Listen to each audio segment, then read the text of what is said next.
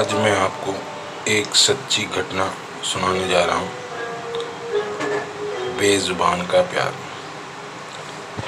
हमारे पड़ोस में राम कुमार जी रहते थे। वे बड़े ही दयालु और खुशमिजाज आदमी थे। उनके परिवार में उनका बेटा, बहू और उनकी खुद की अपनी पत्नी शारदा रहती थी। राम कुमार जी रेलवे में टीटी के पद पे थे। उन्होंने रोज़ सुबह जाना और शाम को वापस आना। एक बार सर्दियों के दिन थे, बहुत ज़्यादा ठंड पड़ रही थी। शाम को आते वक्त राम कुमार जी को रास्ते में एक कुत्ते का पिल्ला मिला और वो पूरा सर्दी से कांप रहा था। राम कुमार जी ने उसे गोद में उठाया और पास ही दुकान से बिस्किट का पैकेट लेकर दिया और वहाँ से चल पड़े। थोड़ा चलने के बाद उन्होंने देखा कि पिल्ला भी पीछे पीछे आ रहा है। राम कुमार जी ने उसे उठाया और घर ले आए। शारदा, उनकी पत्नी, पिल्ले को देखकर बहुत खुश हुई कि चलो मेरा अकेलापन दूर हो जाएगा, क्योंकि बहू तो ज़्यादातर अपने मायके ही रहती थी। शारदा ने पिल्ले का नाम शेरू रखा। ऐसे ही टाइम बीतता गया और शेरू भी बड़ा होने लगा और अब वो रोज़ राम कुमार जी को स्टेशन सुबह छोड़ के आता था और शाम को स्टेशन से लेकर आता था। एक दिन शारदा की तबीयत ख़राब होने लगी तो राम कुमार जी ने शेरू को कहा, तुम आज घर पर ही रहना, शारदा की तबीयत ठीक नहीं है। शेरू को बहुत समझाने के बाद शेरू घर पर ही रुक जाता है और राम कुमार जी शेरू को समझाकर वहाँ से चल दिए। कुछ ही देर में शारदा को अटैक पड़ जाता है और शेरू भाग के स्टेशन की ओर जाता है। राम कुमार जी रास्ते में ही मिल जाते हैं। शेरू उनको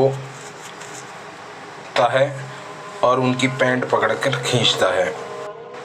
राम कुमार जी कहते हैं कि तुझसे कहा था घर पे रहने के लिए कि शारदा की तबीयत ख़राब है, पर तू नहीं माना, तू फिर आ गया मेरे पीछे, जा घर। पर शेरू नहीं मानता और उनकी पैंट खींचता रहता है। आखिरकार राम कुमार जी को वापस आना पड़ता है।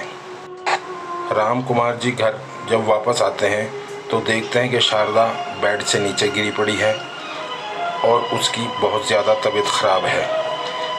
तभी राम कुमार जी शारदा को उठाकर हॉस्पिटल ले जाते हैं और वहाँ उसको भर्ती कराते हैं। उसका पता लगता है कि इनको अटैक पड़ा हुआ। फिर राम कुमार जी सोचते हैं कि अगर आज शेरू ना होता तो शारदा का शायद बचना बहुत मुश्किल था। शारदा की हालत में सुधार आता है और बहू बेटा भी आ जाते हैं। शारदा हॉस्पिटल में होती है। बहू और बेटा जब देखते हैं कि माँ ने तो बेड पकड़ लिया है तो दोनों घर छोड़कर चले जाते हैं। और जब शारदा की अस्पताल से छुट्टी होती है और वो घर आकर देखती है तो पता चलता है कि बहू और बेटे घर छोड़कर चले गए।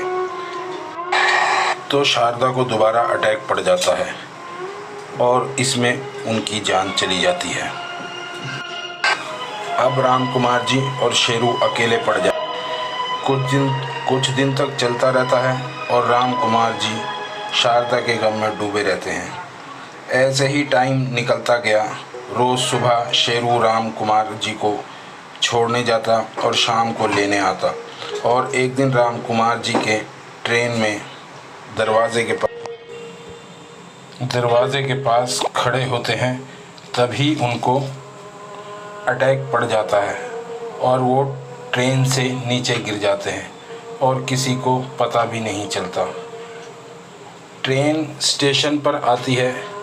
शेरू पूरी ट्रेन के टाइम पर खड़ा होता है, पर राम कुमार जी ट्रेन में से नहीं उतरते। शेरू बहुत दुखी होता है और वो थोड़ी देर खड़ा रहता है।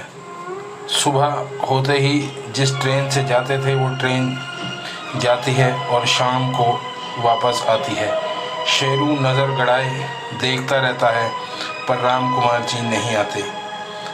कई दिन तक ऐसे ही चलता रहता है। फिर शेरू घर आता है और रात शाम को ट्रेन के टाइम पे शेरू शाम को फिर जाता है ट्रेन के टाइम पे, और फिर वही इंतज़ार उसका।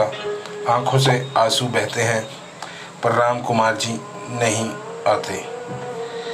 इस बेज़ुबान जानवर को बेचारे को क्या पता कि वो अब इस दुनिया में नहीं रहे और अब वो कभी नहीं आएंगे। कई साल बीत गए पर शेरू का आज भी ट्रेन के टाइम पे जाना बंद नहीं हुआ, और वो उसी टाइम ट्रेन पे जाता है और देखता है कि राम कुमार जी आएंगे। आज भी उसे राम कुमार जी का इंतज़ार है।